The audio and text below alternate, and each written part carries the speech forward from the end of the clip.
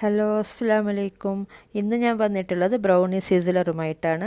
ഇത് നമുക്ക് വീട്ടിൽ തന്നെ തയ്യാറാക്കിയെടുക്കാൻ പറ്റുന്നേ ഉള്ളൂ.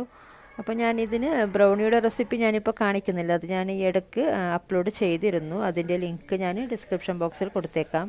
അപ്പോൾ ഇത് നമുക്ക് എങ്ങനെ സീസലറാക്കാമെന്ന് നോക്കിയാലോ. അതിന് ഇതുപോലുള്ള സിസിലർ പ്ലേറ്റ് വേണം. ഇത് നമുക്ക് വാങ്ങിക്കാൻ കിട്ടും, ഷോപ്പിലും അതുപോലെ തന്നെ ഓൺലൈനൊക്കെ വാങ്ങിക്കാൻ കിട്ടും.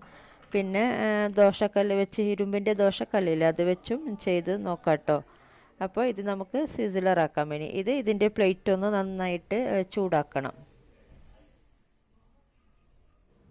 ഇതിപ്പോൾ നന്നായിട്ട് ചൂടായിട്ടുണ്ട്. ഇത് നമുക്ക് നമ്മുടെ വുഡൻ ബേസിലോട്ട് വെച്ച് കൊടുക്കാം.